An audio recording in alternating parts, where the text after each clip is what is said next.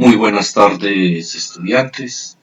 Bienvenidos de nuevo a la continuación de la clase de abonos orgánicos. Habíamos quedado en la anterior sesión de clases de iniciar en esta el tema del lombricultivo, del lombricultura. Entonces vamos a ver el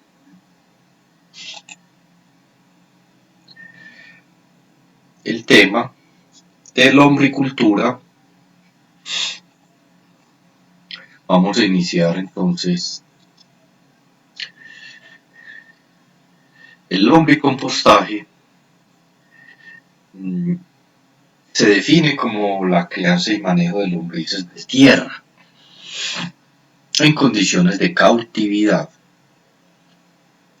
para obtener producto denominado lombricompuesto, que también se le denomina algunas veces humus de lombriz sólido, como fertilizante, como abono orgánico, y también podemos obtener la lombriz, que se denomina biomasa de lombriz, para alimentación animal y para otros usos, como vamos a ver. Y vemos una imagen de un lombricompuesto ya listo, beneficiado de muy buena calidad, y las lombrices que son las que fabrican este lombricompuesto, que no es otra cosa que sus excreciones, y también se pueden usar para muchos fines. Las lombrices de tierra, vamos a hablar algo de ellas.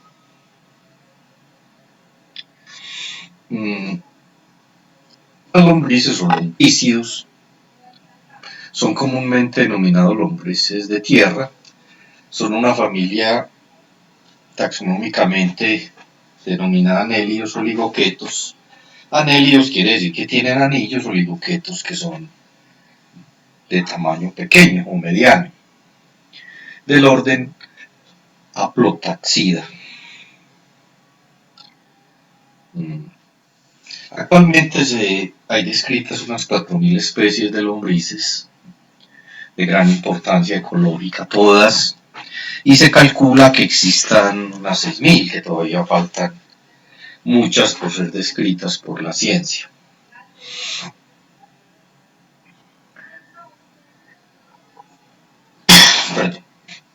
Las principales especies en nuestro medio, en Colombia, son la lombriz común, Lumbricus terrestris, que ahí me disculpan, es con U, Lumbricus terrestris, y la lombriz roja, Eisenia fetia, una de las especies de lombrices rojas. Esta es una lombriz común, ya vamos a hablar más en detalle de las especies. Y esta sería una lombriz roja. Ya nos vamos dando cuenta de las diferencias, por lo menos desde el punto de vista morfológico. Las lombrices rojas, básicamente para producción de lombricompuesto, son estas tres, no quiere decir que no pueda haber más, pero estas son, digamos, las más usadas a nivel mundial. Tenemos la roja nuestra, que es la Eisenia fetia. Tenemos la lombriz roja europea, que es la Lumbricus rubellus, y tenemos una que fue creada por los gringos en California, que es la Red Hybrid o roja californiana. Aquí llamamos lombriz roja californiana a la lombriz roja nuestra Eisenia fetia, pero ella es roja pero no californiana, es lombriz roja colombiana o nativa.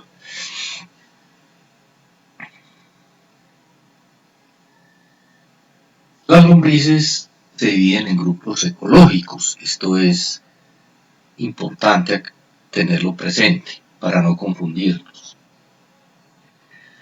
Hay unas lombrices que se denominan ígeas, otras endogésicas y otras anésicas.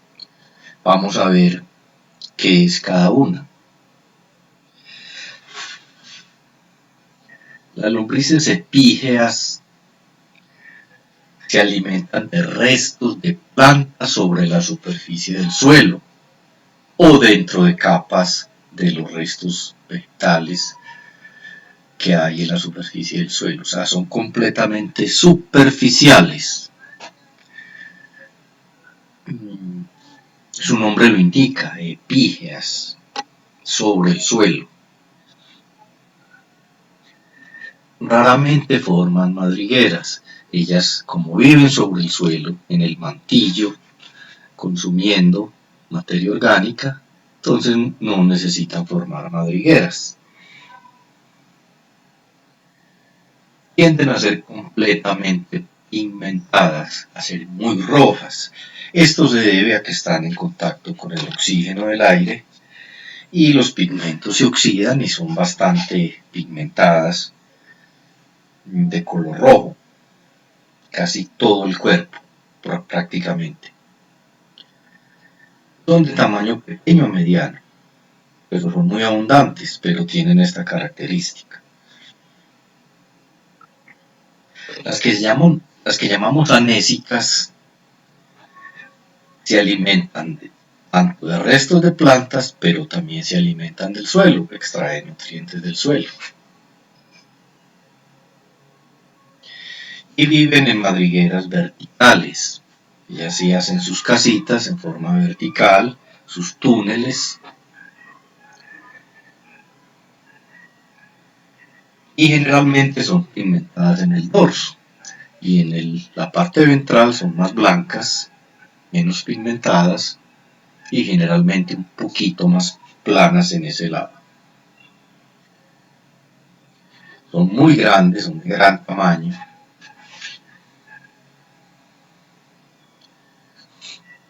Y las endogeicas, estas son exclusivamente comedoras de suelo, que es la lombriz collareja criolla que todos conocemos, muy grande, cuando hacemos huecos grandes de más profundos, de más de 30 centímetros.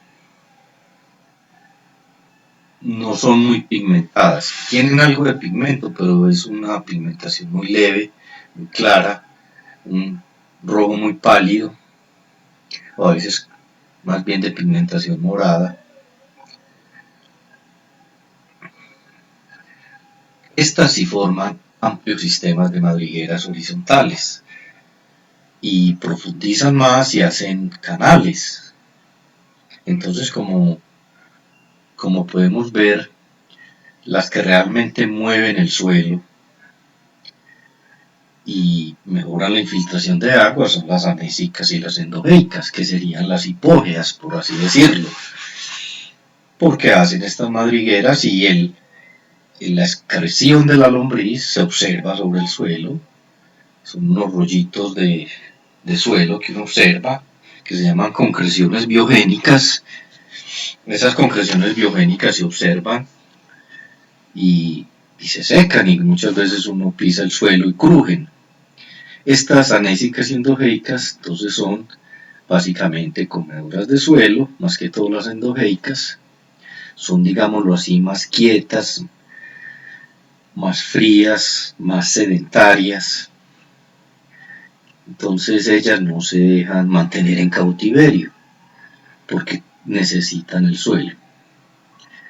Y la producción de excretas, que es lo que nos interesa para crear lombrices, porque ese es el lombricompuesto, lo hacen realmente las epígeas. Entonces esto es muy importante recabar en esto porque muchas veces se venden lombrices anésicas y endogeicas como epígeas, como las lombrices rojas para producir lombricultivo y estas no dan resultados. Si ustedes encierran en cautiverio una lombriz criolla, endogeica o anésica, ellas simplemente se van, ellas son nómadas, ellas no son sedentarias. Entonces y además producen muy poco y son muy fotófobas, no les gusta la luz, ellas viven dentro del suelo. Muy bien, entonces esto en Es muy importante tenerlo presente esta división, digámoslo, desde el punto de vista ecológico de estas lombrices. Estas endogeicas, tamaño puede ser pequeño, grande, hay muchísimas especies. Ustedes conocen una que es de tierras muy frías, casi de páramos, que se llama la Cecilia, que ese es su nombre científico, Cecilias, que son lombrices muy grandes, de 30 centímetros hasta 40 centímetros, que a veces son confundidas con serpientes. Muy bien. Pues tenemos que diferenciar entre la lombriz criolla y la Eisenia foetida, que es la lombriz roja nuestra. Es roja colombiana, no californiana. Realmente la californiana, ya ahora vamos a ver unas diferencias. Fue más un híbrido creado por los norteamericanos, más para carnada de pesca, porque ellos son muy pescadores. Con ese fin fue creado. Aquí podemos ver algunas características tanto de la lombriz roja nuestra Eisenia foetida y la lombriz criolla. La Eisenia foetida es mucho más longeva, por eso permite criarse en cautiverio. La madurez sexual es más rápida, el número de cápsulas son lo mismo, pero tiene muchas más larvas por cápsula la Eisenia foetida, pueden ser hasta 10. En la alimentación la Eisenia foetida es eurífaga, o sea que prácticamente come todo lo que sea materia orgánica, todo lo que se pueda descomponer, ella lo consume, inclusive puede consumirse una fibra de algodón, porque el algodón es celulosa. La lombriz criolla es más selectiva y consume básicamente suelo. La Eisenia foetida es más pequeña, de 4 a 6 centímetros, inclusive puede ser más pequeña. La criolla es más grande, puede ser hasta de 20 centímetros. Una es sedentaria y la otra nómada, entonces por eso la rojita criolla puede servirnos para crianza. El rango de temperatura ambiental de la Eisenia foetida es de 18 a 22 grados. Y la criolla, por estar dentro del suelo, las endogeicas y anésicas son de temperaturas más bajas, 12 grados, porque ya no reciben tanto calor como la lombriz roja. Esta Eisenia foetida tiene un abdomen plano y la criolla tiene abdomen redondo. Tienen anillos, pero esta es una diferencia sutil pero importante a la hora de mirarlas en un estereoscopio. ¿Qué conducta alimenticia tiene? Que esto es muy importante para poder criarse. La Eisenia foetida come en la superficie y deyecta abajo. Más o menos da una vuelta de 25 a 30 centímetros.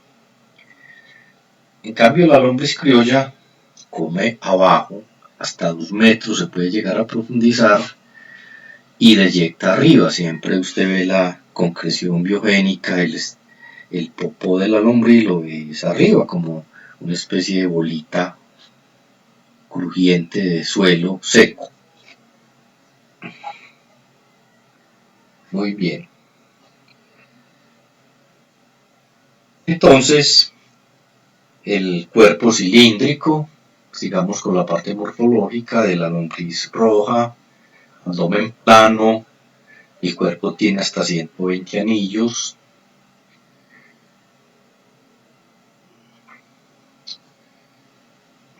Cuando ya llega a la edad adulta que se pueden reproducir, se observa un abultamiento en la lombriz que se llama clitelo. Ese clitelo nos indica que ya es una lombriz adulta. Enseguida lo miramos en las fotos. Cada anillo está provisto de cerdas pequeñitas para su locomoción. Esto solo se alcanza a ver con estereoscopio. Tiene 5 corazones y varios riñones. Ella respira por la piel tiene una mucosidad que la protege de la desecación y de la radiación solar. Por eso es tan importante en el manejo tener estas condiciones ideales para que ella respire, porque ella respira por la piel. mm, puede medir hasta 4 o 6 centímetros en su madurez, dependiendo mucho de la alimentación, este parámetro.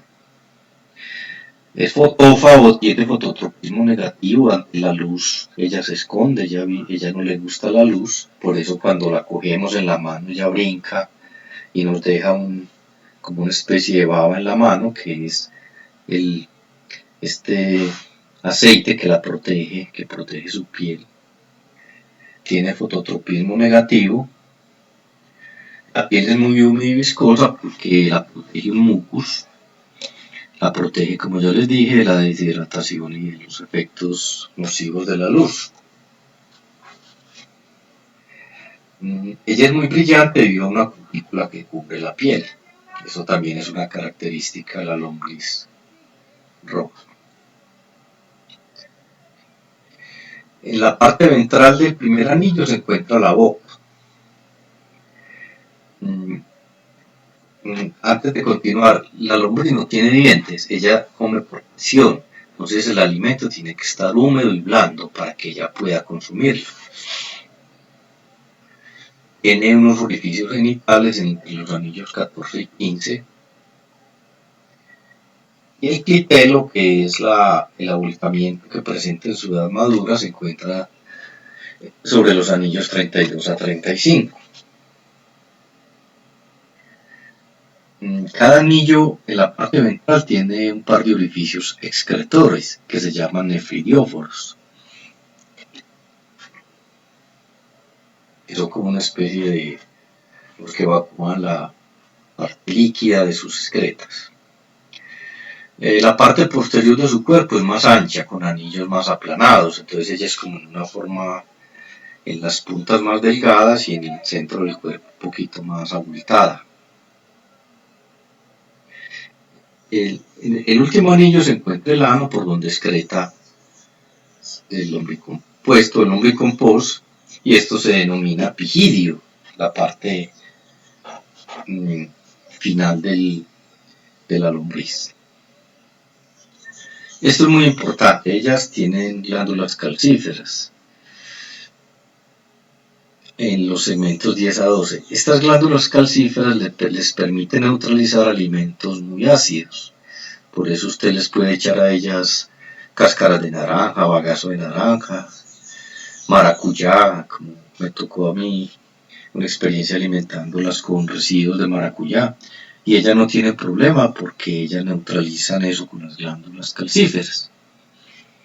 Sí tienen problemas si usted los alimenta con alimentos muy básicos o salados, eso sí les produce la muerte. La madurez sexual se alcanza a los 3 meses aproximadamente y pueden su tiempo de longevidad, como ya lo vimos, hasta 16 años. Respiran a través de la piel, que debe siempre mantenerse húmeda. Ya hablamos que los desechos salen por los nefridios, que son los riñones. Ella puede pesar de 0.3 a 0.8 gramos, esto también depende mucho del manejo, de la densidad que tengan en el cultivo, y también depende mucho de la alimentación. Por ejemplo, cuando usted la alimenta con conejaza, con estiércol de conejo, son unas lombrices muy grandes, menos cantidad pero de muy buen tamaño. Muy bien. Las lombrices son hermafroditas incompletas, de reproducción cruzada. ¿Esto qué significa? Hermafroditas es que tienen órganos sexuales masculinos y femeninos en el mismo cuerpo, pero no se autofecundan, sino que buscan otra lombriz para aparearse, para la cópula, el acoplamiento. Entonces son hermafroditas, por eso se llaman incompletas, porque ellas mismas no se autofecundan, de reproducción cruzada. Ellas producen un capillito que también se denomina cócono o cápsula, que se puede observar a simple vista o con la ayuda de una buena lente de aumento. incuban de 14 a 20 días, dependiendo de condiciones climáticas y condiciones de dieta. Y de cada capsulita pueden salir 3 a 7 o hasta 10 lombricitas. Generalmente la experiencia que yo tengo, salen 3 lombricitas, lo que yo he podido observar por cada cápsula. Ellas se aparean cada 7 a 10 días, o sea, es una tasa reproductiva muy grande, y duplican su número cada 2 a 3 meses. Usted tiene 1000 lombrices, a los 2 meses o a los 3 meses ya tiene 2000 y así sucesivamente, o sea, es una tasa de progresión muy grande. Recién nacidas son blancas, hay que aprender a identificarlas, no confundirlas con otra cosa. Muy pequeñas, se denominan larvas de 1 centímetro o tal vez menos.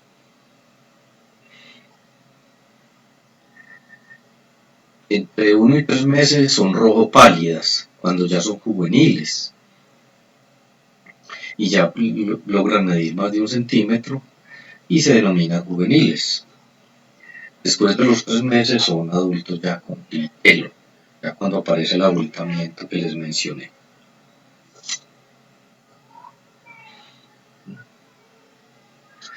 Esta es una lombriz criolla, la del lado izquierdo, donde aparece la gráfica A. Ustedes pueden ver la diferencia con la lombriz roja.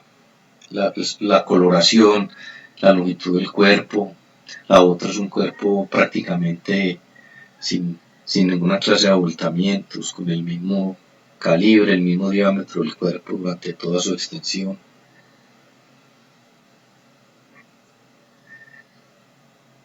Habíamos hablado de especies de Leisenia fétida. Miren los anillos que se ven muy claramente, su cuerpo es abultado, digamos, en la parte media y posterior del cuerpo. Ahí observamos el abultamiento, que es el clitelo, que quiere decir que ya hay madurez sexual.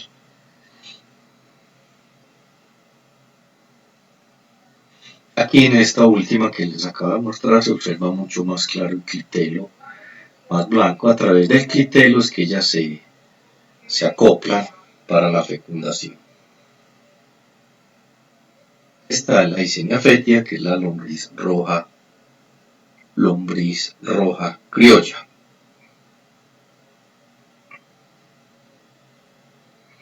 Ahí la vemos en diferentes fases o estadios. La Lumbricus rubellus es una lombriz europea, también es parecida, tiene unas diferencias, digamos, más sutiles, un poco más larga, menos abultada. Ella es europea, aunque ya en otros países como México la han encontrado naturalizada, especialmente en zonas frías, en zonas de páramos. Ustedes pueden observar, tiene un clitelo de pronto más rojo, menos abultado. La diferencia pues no son muchas, pero esta también es una lombriz roja europea. Mire que está, ¿dónde está esta última lombriz? Está sobre hojarasca.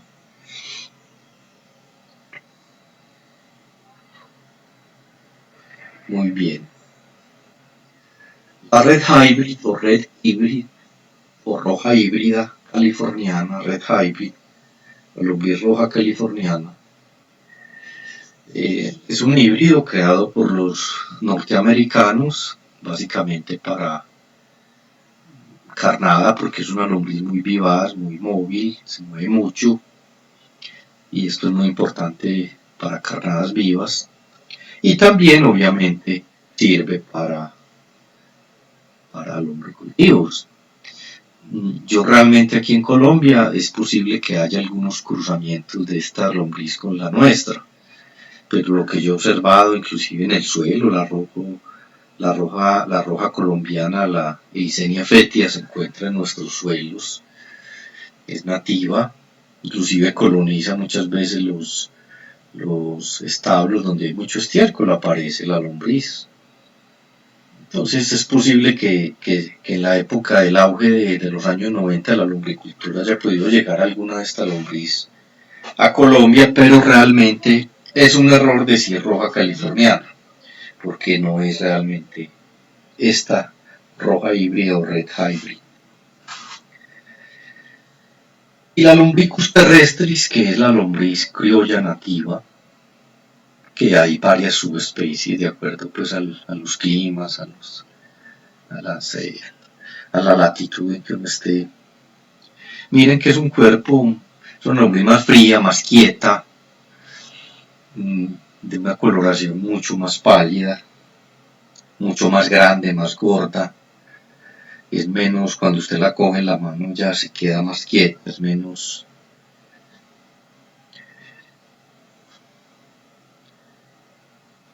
También presenta su clitelo, pero miren que la coloración, por ser lombrices anésicas o hipógeas que están muy profundos, ya la coloración es mucho más pálida, menos pigmentada, una coloración menos fuerte. Esto ya es un último repaso de la lombriz, de su estructura y anatomía. Aquí estamos observando algunas fotos que en un proyecto que yo manejé en la región de Urabá, tomamos algunas fotos en ese proyecto de investigación en los años 90. Ahí podemos ver una lombriz en apareamiento, ellas se aparean a través de su clitelo, una se mete por debajo del clitelo de la otra para poder aparearse. Y en esta segunda foto se observan las pequeñas cápsulas o el cocon o cápsulas y una pequeña lombricita ahí sobre el lado izquierdo. Están empezando a salir de las cápsulas sobre los cocones. Estas son las cápsulas o cocones que pueden tener más o menos de 1 hasta 10. Yo lo que he observado casi siempre es de 3 a 4 lombricitas. Ahí está saliendo una pequeña larvita, que ya es la lombriz adulta con su clitelo muy marcado, sus anillos. Aquí hay unas fotos de la manera como ellas se aparean. Entonces los genitales de masculinos y femeninos les permiten hacer este cruzamiento. Para ellas mismas se fecundan una a la otra a través del clitelo.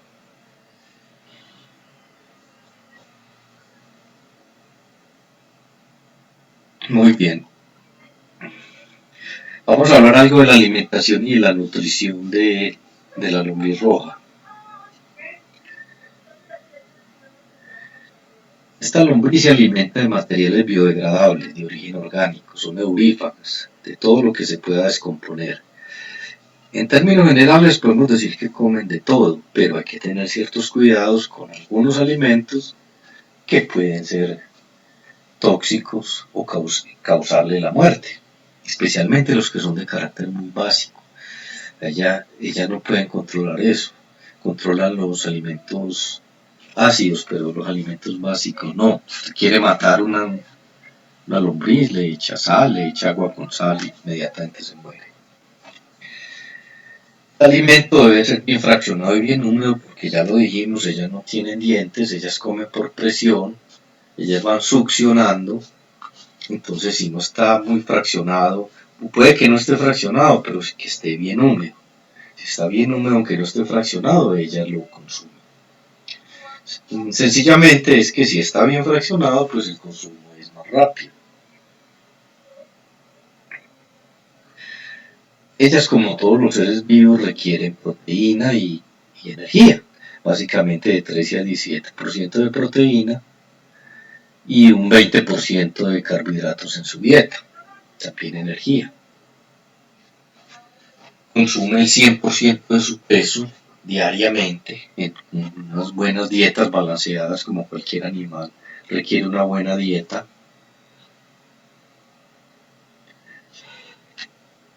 La mejor dieta es combinarle vegetales fibrosos porque esas cadenas carbonadas son la energía para ella, o puede también ser energía a través de carbohidratos no estructurales, como azúcares, harinas, melasas, etc. Pero ella desdobla muy bien los vegetales fibrosos y los estiércoles, que son altos en nitrógeno. Es una dieta muy apropiada para ellas. Cuando usted le va a dar un alimento nuevo, que puede sospechar algo que en el alimento que pueda hacerle daño, es muy importante hacer una cosa que llama la prueba de supervivencia. Esto consiste en separar más o menos unas 50 lombrices o 30 lombrices adultas y en una cajita se le echa el alimento, no encima sino a un lado. Ellas empiezan a entrar al alimento. Uno hace un recuento diario por 3 días, 4 días y se observa que no hay mortalidad y que ellas están dentro de ese alimento sin ningún problema. Se le puede dar ya todo el lombricultivo. Es para no ir a cometer pronto el error de un alimento que pueda hacerles daño, darlo a toda la cama, a todo el lombricultivo y causar una mortalidad muy grande. Personalmente, alguna vez me tocó vivirlo, le di unas cáscaras de pepino, del pepino cohombro, el común que se usa para ensaladas, y esas cáscaras de pepino, no sé, tienen un látex, y eso inmediatamente la lombriz tocaba esa cáscara, prácticamente se moría. Entonces es muy importante hacer estas pruebas de supervivencia. Ellas se van cruzando entre ellas y durante mucho tiempo, como en cualquier ser vivo, puede haber mucha endogamia. Entonces se recomienda traer lombrices de otras partes, de otro lombricultivo y refrescar esa sangre, porque obviamente ustedes saben, la endogamia lo que produce es individuos de pronto más pequeños. Entonces se recomienda hacer este refrescamiento de sangre, como decimos en términos populares. El 60% de lo que consume lo excreta. Yo creo que es de todos los seres vivos la excreta más, la excreta digamos menos desagradable, o la única excreta agradable es la de la lombriz. El 60% lo excreta como lombrinaza y es una excreción que huele muy bueno, de muy buenas características organolépticas y características físicas, biológicas y químicas muy buenas.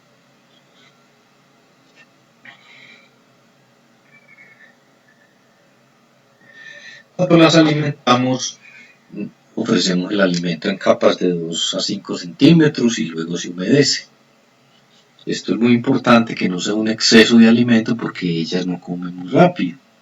Entonces si les echamos demasiado alimento puede haber pudriciones, puede haber aparición de moscas, de hormigas, de cucarachas y esto no es deseable.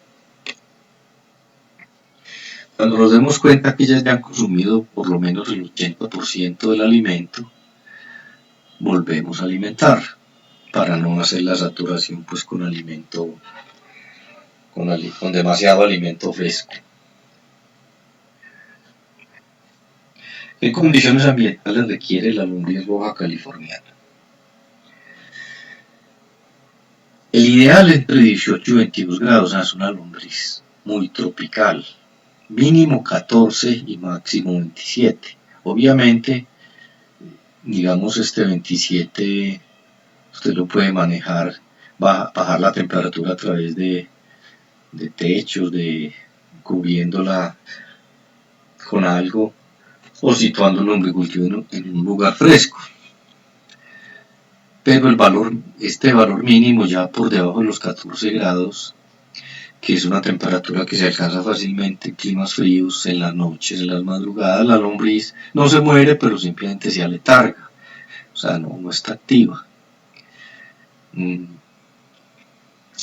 El pH del medio, entre 6,7 y 7,2, trabajan en un pH muy neutro. La humedad es muy importante. Debe estar mínimo, el ideal 80-82%. Esto es muy húmedo. Y valor mínimo 70. Es preferible que se nos vaya la mano en humedad. Ellas no se mueren, simplemente cuando hay mucha humedad, lo que a veces descubrí yo en el manejo de esto, como por instinto de supervivencia, eclosión, ponen muchos huevos, aumentan la oviposición cuando se sienten muy amenazadas. Entonces la humedad es muy importante, no encharcar el medio, porque ellas respiran por la piel, pero respiran es por la piel, por el oxígeno que está en el aire, no en el agua. Entonces no hay que hacer demasiado charco cuando se humedece el sustrato. Aquí hablamos de oxígeno en partes por millón, de 1 a 2 partes por millón. La granulometría del sustrato debe ser de 1 a 3 milímetros. Esto es el ideal, pero no siempre es tan sencillo. Pero al menos sí trocearlo, picarlo si es posible, pero si no, de todas maneras, ellas lo consumen.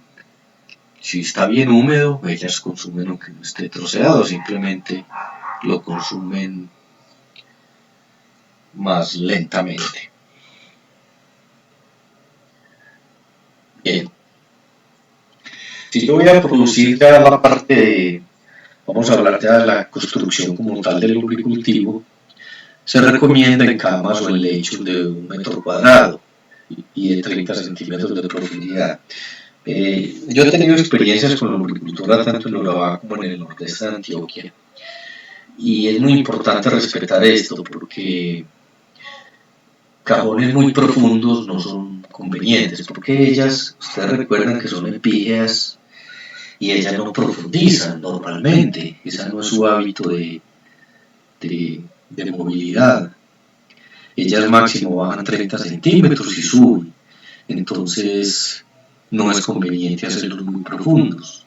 Además esto con los riegos se va causando una humedad muy nociva que inclusive hace que se produzcan hongos dentro del lombricultivo, que no es nada bueno que suceda esto. Entonces estas son las medidas ideales, también por manejo. Puede ser sobre las camas, el lombricultivo puede ser a nivel del suelo, pero es mejor, si es posible, hacerlo elevado a 2 metros, 1,20 m, por la facilidad de manejo, no tener que usted estarse agachando siempre. Y también por control de plagas, cuando los cajones o los compartimientos del lombricultivo están a ras de piso, pues es más fácil que entren depredadores de la lombriz. Pueden ser ratones, pueden ser ardillas, pueden ser ranas, sapos, gallinas. Es más fácil que se depreden que cuando se están elevados.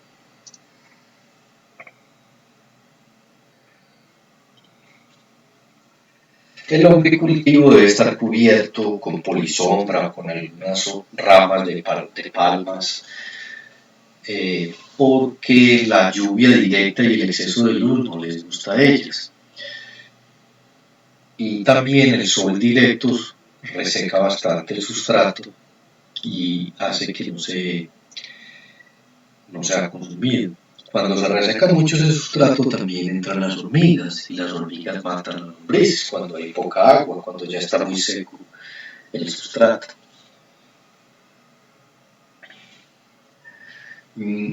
Se recomienda una población inicial, por lo que llamamos la semilla de lombriz, de 4.000 a 5.000 lombrices por metro cuadrado.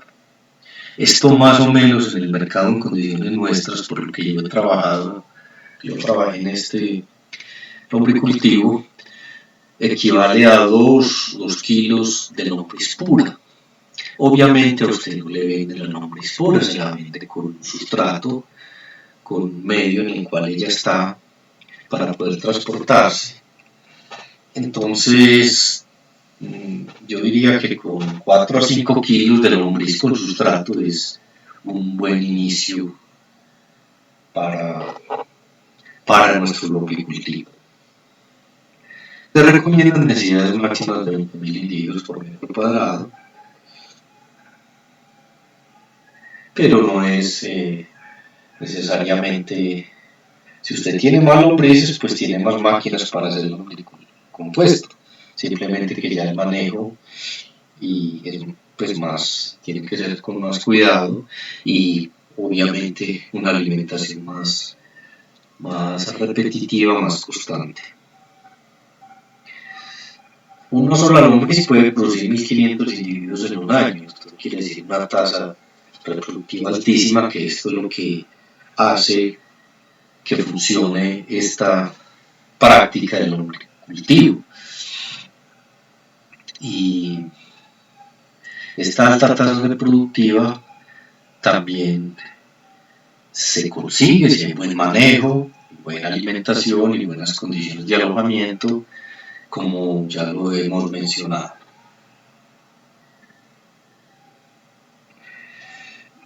Se recomienda como alimento iniciador cuando vamos a empezar con el lombricultivo. El alimento iniciador es estiércol de herbívoros. ¿Por qué el estiércol de herbívoros? Porque ahí en la boñiga, en el cagajón, o la equinaza, o la bovinaza, o la conejaza, o la ovinaza, o la caprinaza, hay tanto nitrógeno como fibra.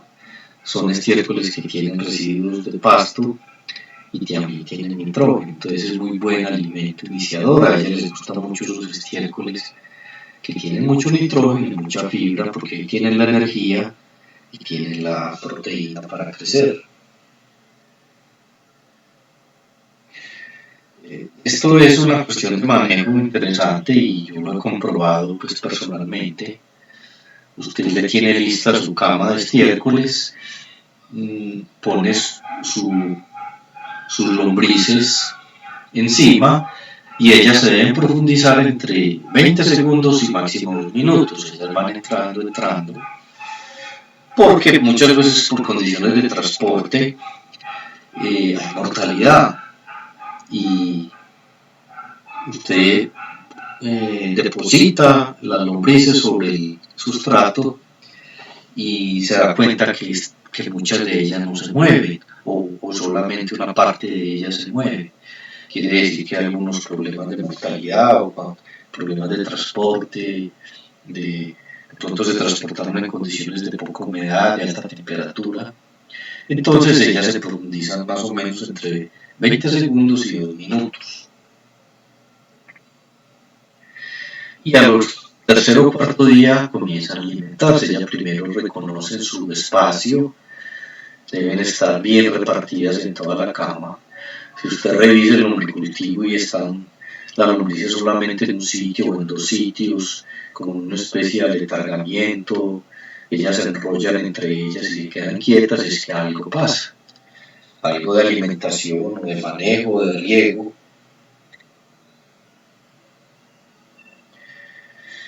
Ya terminan de reconocer la cama más o menos a los 7 días y a los 2 meses comienza la oviposición, comienza la postura de huevos.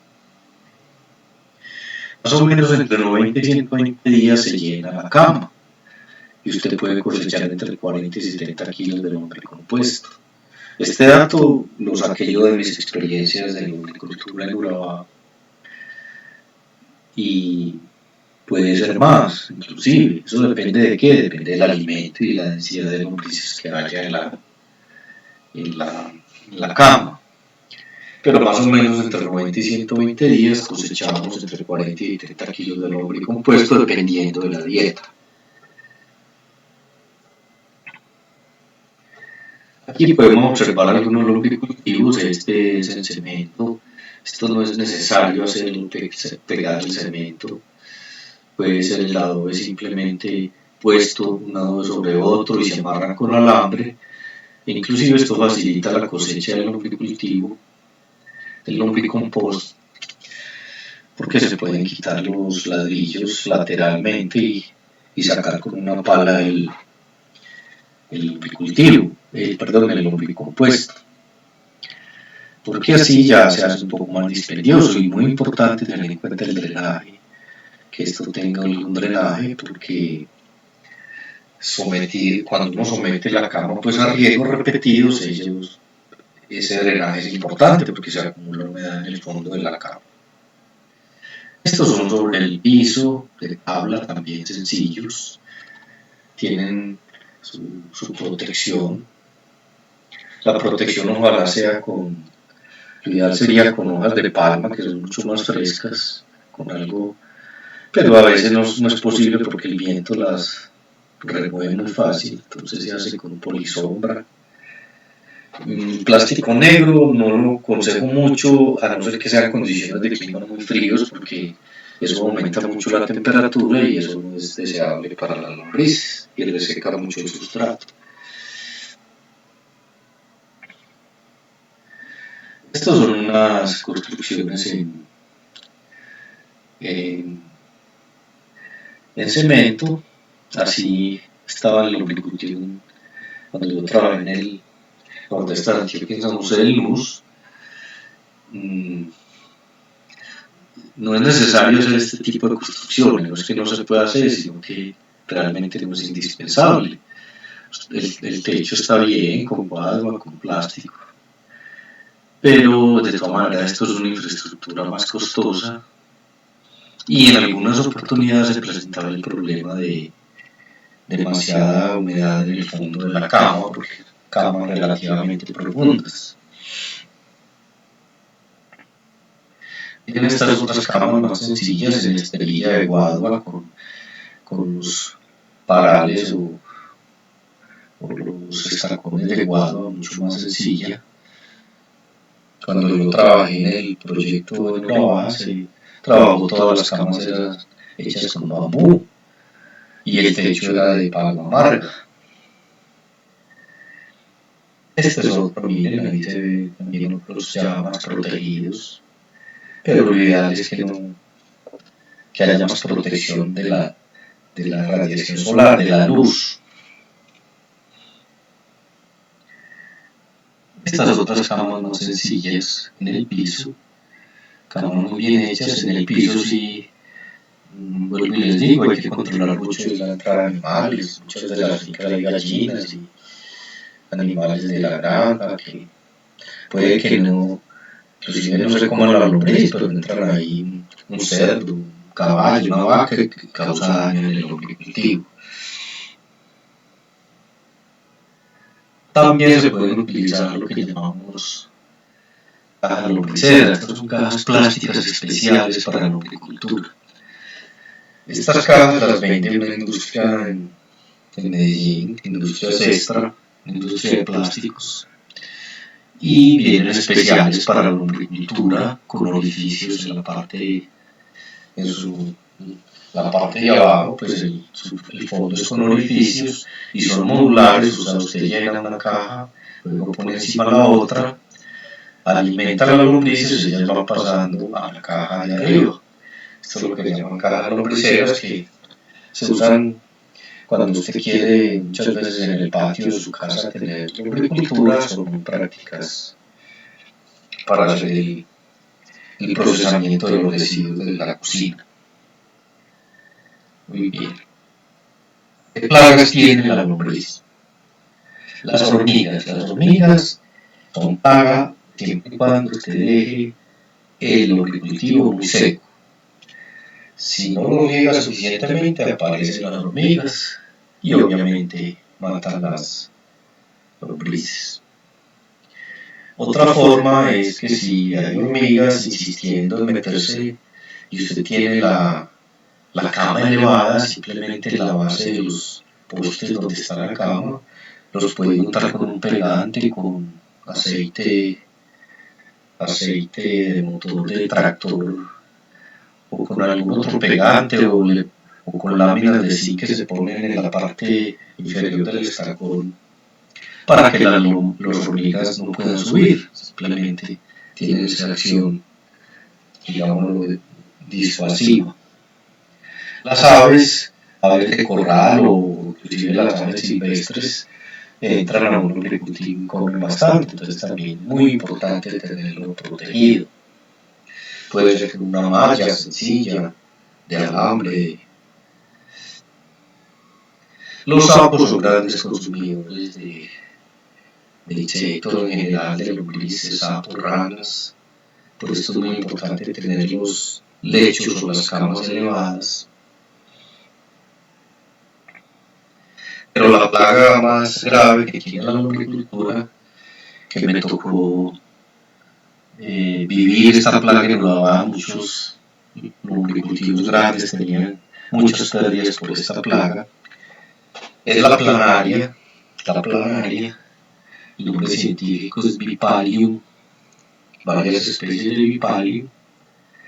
Esta planaria es como una especie de babosa que vive en el suelo, entre la hojarasca en descomposición, y tiene una cabeza como de martillo, como un pez martillo, un tiburón martillo.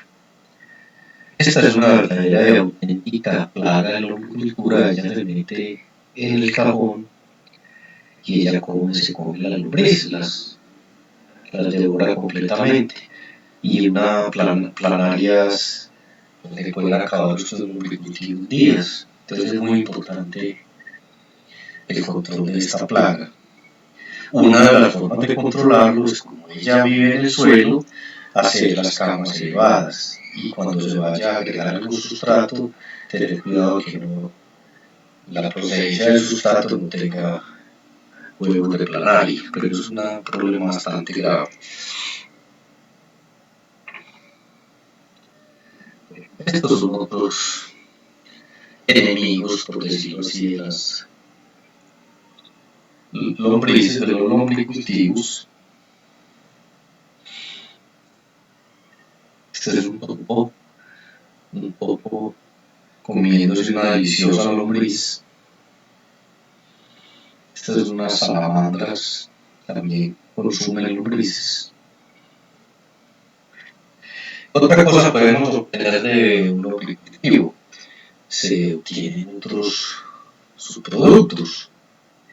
Tenemos el lixiviado de lombriz, que se llama erróneamente humus líquido, pero realmente eso no es humus, es un lixiviado de la lombriz, o más que de la lombriz, del sustrato, del lombricultivo puesto. Esto se vende y es un producto, digamos, bueno, pero yo preferiría dejar todos los nutrientes en el lombricompuesto sólido y no lavarlos, porque esto simplemente se recoge el agua que filtra la cama y se llama lixiviado de lombriz. Y se vende, pues se comercializa. También tenemos la harina de lombriz.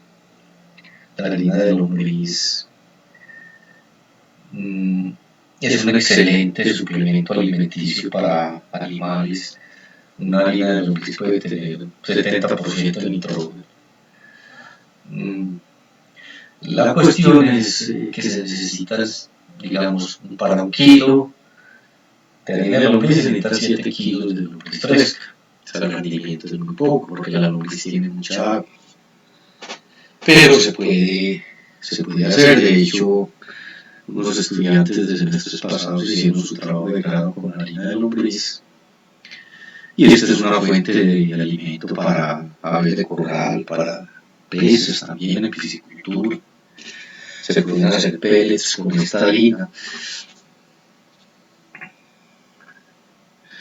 Los lombriz presentan unos exudados, especialmente uno se da cuenta cuando las coge con la mano, ellas sueltan algo como una especie de mucus en la mano. Estos exudados son sustancias aceitosas que son controladoras de bacterias y de hongos. Entonces también tienen esas propiedades. La lombriz se utiliza como carnada viva para la pesca, especialmente estas lombrices rojas que son muy activas, son muy vivaces, se mueven mucho y esto es muy importante como carnada viva. La lombriz también puede ser consumida por los humanos, tiene usos culinarios. El uso culinario más conocido es el paté de lombriz, que inclusive yo pues lo he consumido, es un paté muy rico y de un gran valor nutritivo.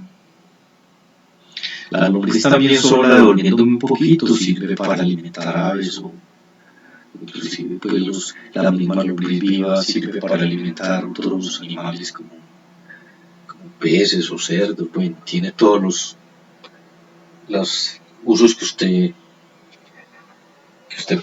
quiera darle. Entonces el paté de lombriz tiene sus usos culinarios. En algún momento en Medellín, haciendo una observación muy local, aquí hay una empresa muy conocida de hamburguesas que en mucho tiempo se decía que las hamburguesas eran con carne de lombriz. Y esto pues yo no lo veo nada de malo, simplemente que la gente pues por sus costumbres culinarias no le agradaba eso.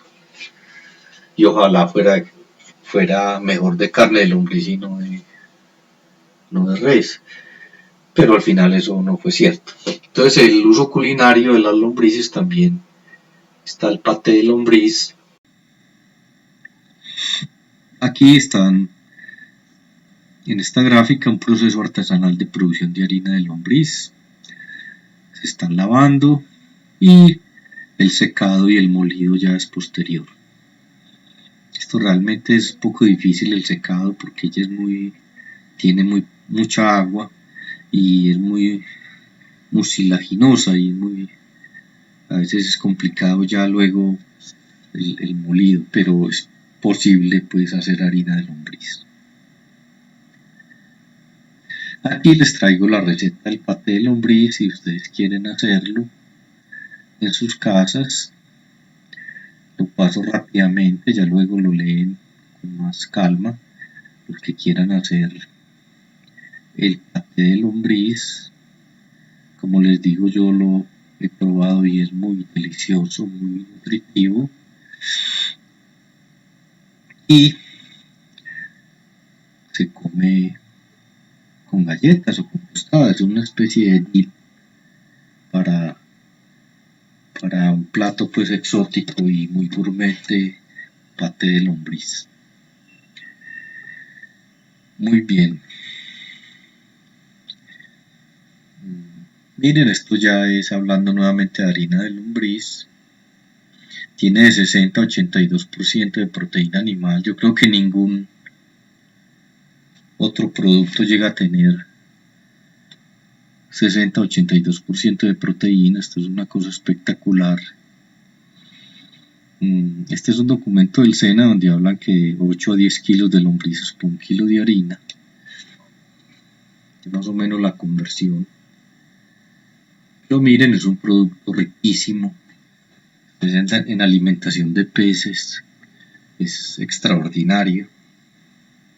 Miren, aquí esto más que un pellet es como una especie de encapsulamiento. Lo encapsula.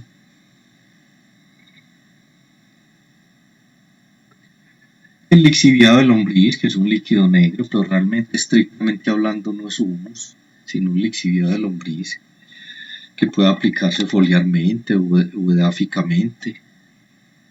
Lo venden también así como un líquido. Aquí hay varias presentaciones.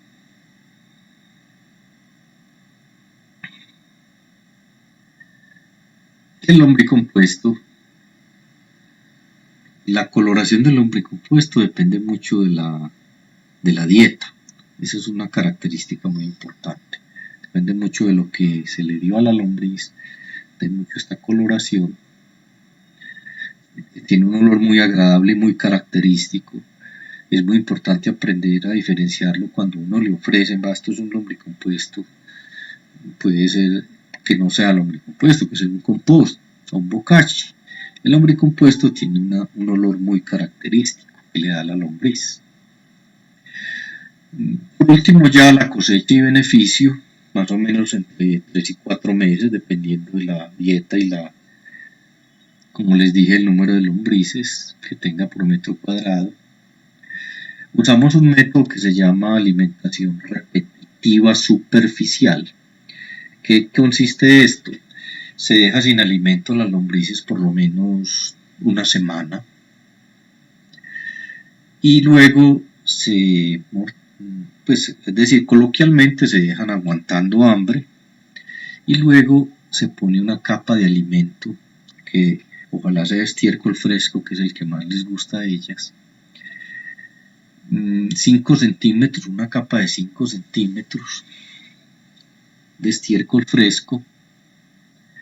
Ellas, ¿qué hacen? Como tienen hambre, suben a ese alimento, se meten ahí a comer y lo que hacemos es recuperamos esa capa y ahí va saliendo la lombriz. La vamos sacando a través de esa, digámoslo así, de esa carnada que es su comida. Entonces la vamos sacando. Esta operación de alimentación repetitiva superficial quiere decir, usted saca una capa, usted observa que quedan, generalmente en la primera capa salen los adultos, quedan todavía algunos juveniles, se vuelve y se pone otra capa de alimento y si es necesario se repite por tercera vez, por eso se llama alimentación repetitiva superficial, hasta que ya en 10 días se recupera en el alimento el 90% de las lombrices. Ya lo que queda en el lombricultivo es básicamente algunas cápsulas y lombricitas muy pequeñas, larvas que ya pues es imposible recuperarlas. El lombricompuesto sale muy húmedo, esto debe secarse en un patio, secarse al sol o a la sombra o al sol, pero con cuidado de no bajar del 40% de humedad, que él sale con bastante humedad. Luego se tamiza para uniformizar la granulometría en una zaranda o tamiz de medio centímetro de abertura.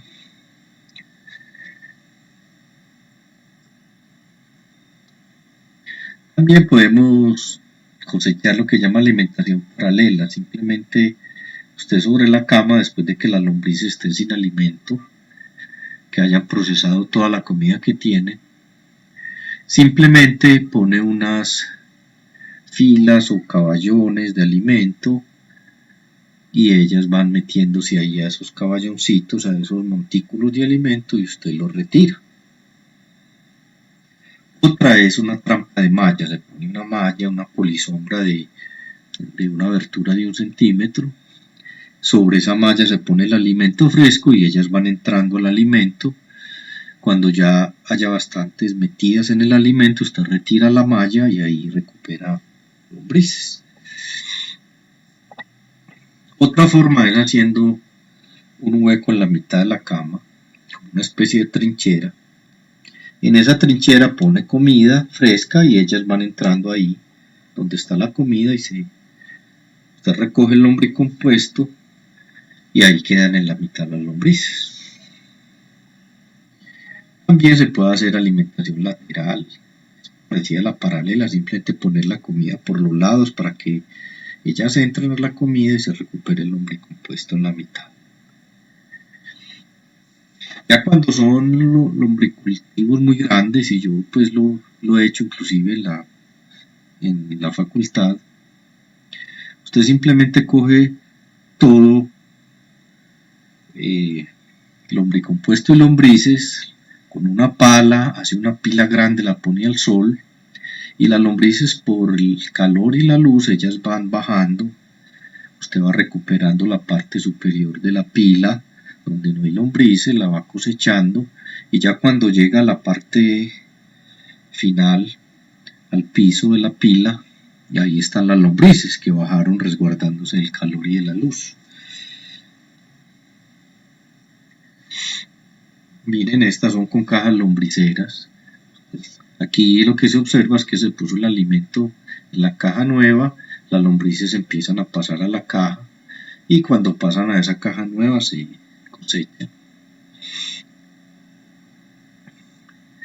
Bueno, y ya así para terminar, esto es una cosa que yo les quiero compartir del trabajo que hice en los años 90 en Urabá, en un proyecto con el ICA, financiado por un programa de ese entonces que se llamaba el Programa Nacional de Transferencia de Tecnología, PRONATA, que era con financiación del Banco Mundial durante muchos años este fondo. A este fondo yo envié un proyecto y se aprobó y se financió para transformar el banano de rechazo de Urabá con la lombriz roja californiana. Y las dietas que utilicé en el trabajo fueron estiércol bovino, cáscaras de cacao y pasto picado, en una relación 50-25-25. Este trabajo se hizo lo que se llama un ciclo biológico, ahí ustedes pueden observar, se midieron el ciclo biológico desde a partir de 200 huevos, 200 larvas, 200 juveniles y 200 adultos. Y se iban contando, haciendo recuento al día 30, al día 60. Ciclo biológico, para medir cuál es el ciclo biológico de la lombriz. Entonces miren que empezamos en el día 1 con 800 individuos en todas las fases y al día 60 ya teníamos 3.437 individuos. O sea, es una tasa reproductiva muy alta. Aquí en la gráfica, en el histograma, el incremento mensual de la población total a partir de 800 individuos. Aquí lo mismo, el incremento numérico y porcentual de la población.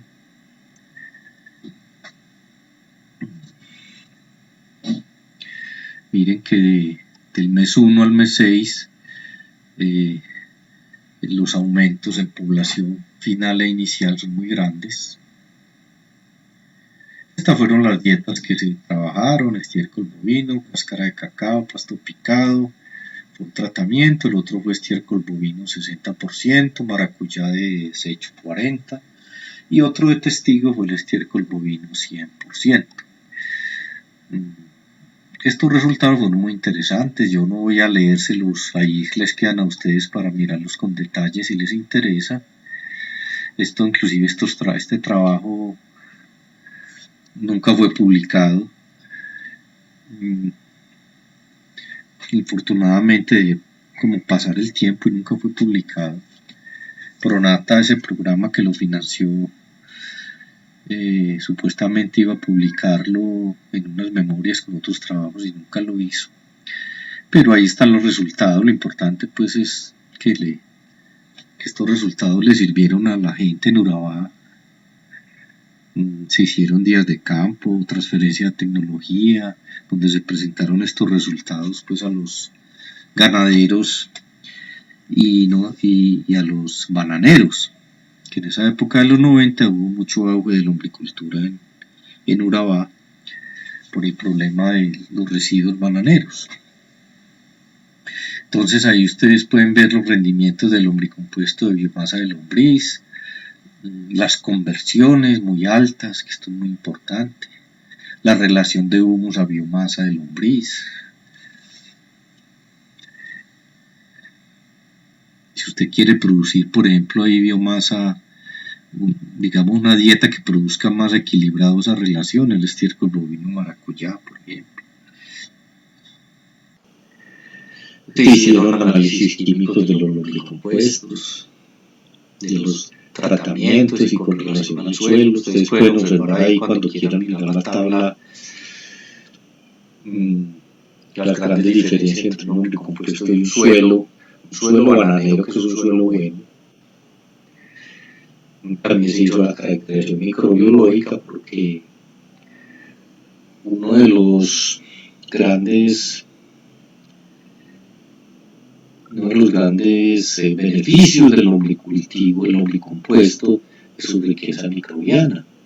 O sea, ustedes saben que con el compost estos son más acondicionadores físicos y biológicos del suelo. Hay que mirarlo más desde ese punto de vista, y este es un extraordinario mejorador físico de suelos, inclusive más que el compost.